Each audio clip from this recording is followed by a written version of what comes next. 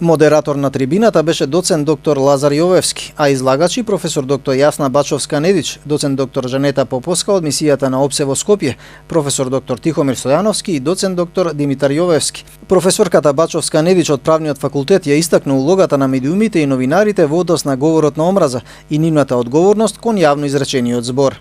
Медиумите не се креатори на говор на омраза, меѓутоа тие можат да создаваат се идеален инструмент за ширење на истиот, да создаваат клима и контексти, атмосфера на омраза во која што ќе се шири омразата. Знаеме дека денеска сите политиколошки и теоретски анализи во политикологијата, во социологијата се насочени ке медиумите. Тие се круцијален општествен фактор. Многу работи можат да направат медиумите. Доцент Поповска, како представник на мисијата на ОПСЕ во Скопје, се осврна на говорот на омразата како спротивност на слободата на говорот, како и за начинот за негово откривање. Ако сметаме дека слободата на изразување е клучна за заштита на демократијата, плурализмот, размената на идеи и така натаму, на напредување на сите општествени појави во државата, антипод на истата е говорот на омраза. И тој во меѓународните организации, меѓутоа и во националните системи е како таков предвиден како некаде кривично дело, некаде меко се решава и така натаму, меѓутоа имаме некаков правен одговор кон истиот.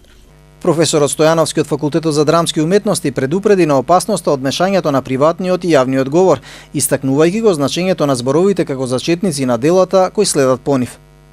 Јавниот и приватниот говор се измешани.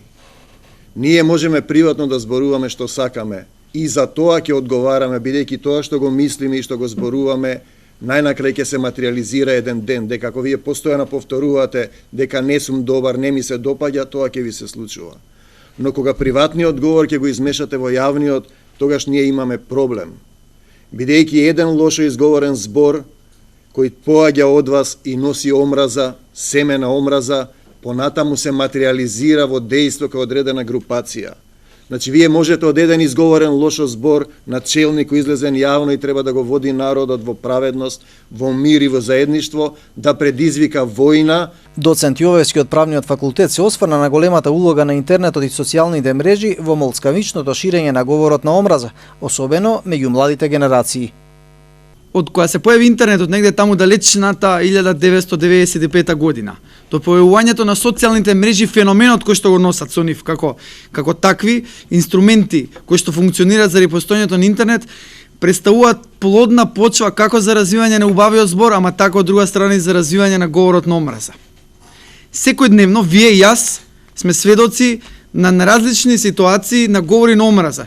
На крајот на трибината следуваше презентација на истражувањата на студентите и сумирање на ставовите и заклучоци околу феноменот на говорот на омраза во современото општество.